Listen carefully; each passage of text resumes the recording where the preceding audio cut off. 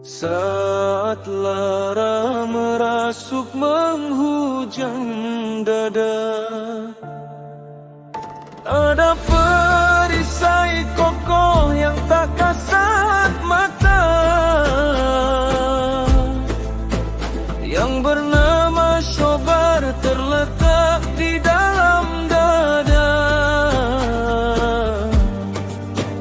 menjadi syarat dalam menuju hidup yang mulia.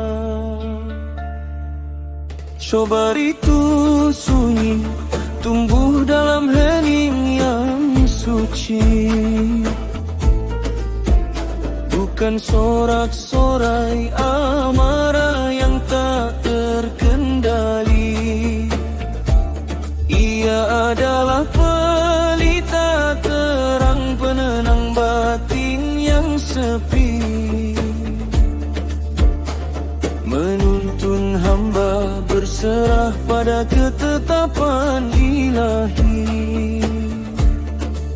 Shobar bagai embun subuh yang anggun membasahi bumi, pahit di awal rasa namun manis buahnya di akhir nanti. Menahan lisan dari keluh kesah, menjaga hati dari benci,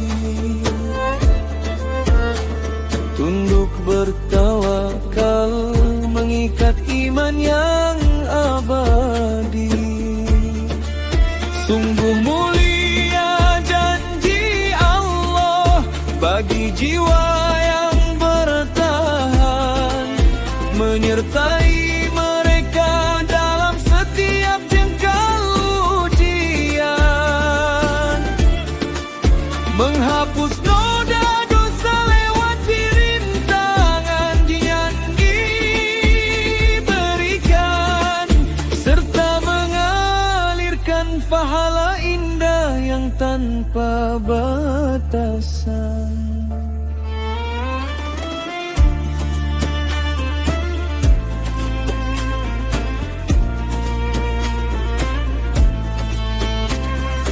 Shobar laksana cahaya benderang penunjuk arah, di tengah pekatnya kabut dunia yang fana, menjadikan ujian hidup sebagai ladang berkah,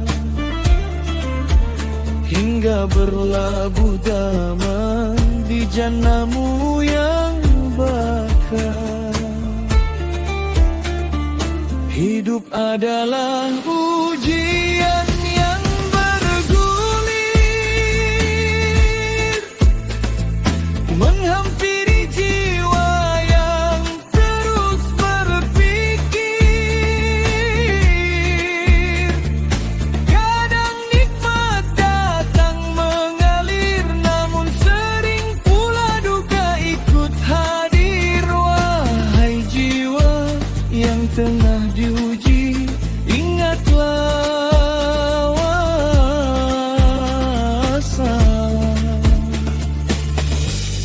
bahwa Shobar adalah sebaik-baiknya kendali. Ia bukan tanda kelemahan diri, melainkan benteng iman yang hakiki. Saat air mata tak terbendung lagi dan dunia terasa begitu sepi, ingatlah Allah senantiasa menemani, memberi kekuatan untuk tetap berdiri. Shobar adalah pelita dalam gulita, menuntun langkah menuju ridhonya. Bersabarlah dalam setiap ketetapan, karena di setiap cobaan ada hikmah pada janji Tuhan bahwa Syobar adalah cahaya kehidupan.